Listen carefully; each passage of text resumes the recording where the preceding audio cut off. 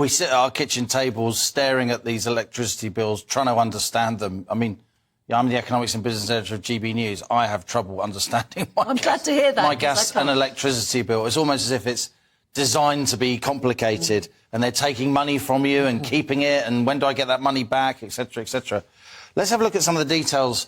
So Ofgem, which is the energy regulator, they have announced a new price cap this morning. It's set to fall from £2,074 a year combined gas and electricity bill to £1,923 from October to December. But as you rightly say, Anne, that blanket 400 quid per household subsidy that we've been getting, it's been taken automatically off your bills, that's now gone.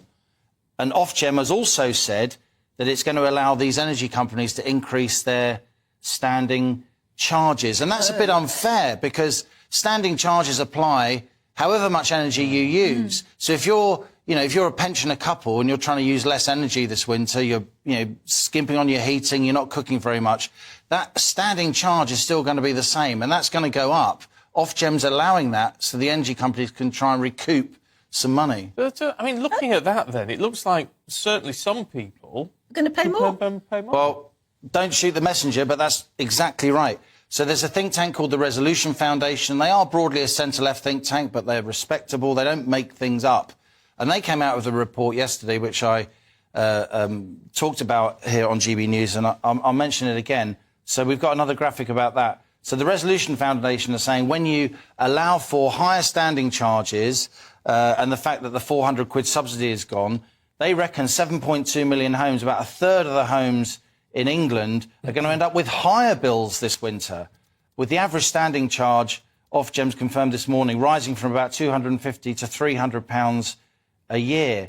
On top of that, we've also seen oil prices go up in the last few months. They're up 20% since late June. If you filled up your car or van lately, you'll have seen that in petrol and diesel prices, Stephen. And then also we've got wholesale gas prices going up. They're up 50% since mid-July. Now, that may not mean too much. They're really, really volatile. But look, there's still lots of geopolitical stuff going on. We're still talking lots about Putin and Ukraine. Energy markets are still volatile. And I'd really like to be able to say that it's going to be better this winter, and people are sort of assuming it will be. But last winter was quite mild. This winter, the long-range forecasts look as if it's going to be colder. And listen to this. This is from Jonathan Brearley. He's the chief exec of Ofgem. He said this morning, it's welcome that the price cap continues to fall, but I can't offer any certainty that things will ease this winter. And Gillian Cooper, who's the head of energy policy at the Excellent Citizens Advice Bureau, so a fantastic authoritative source, increasing numbers of people we see are in a negative budget. They simply don't have enough money coming in. Our data suggests it will be as bad, if not worse, than last winter.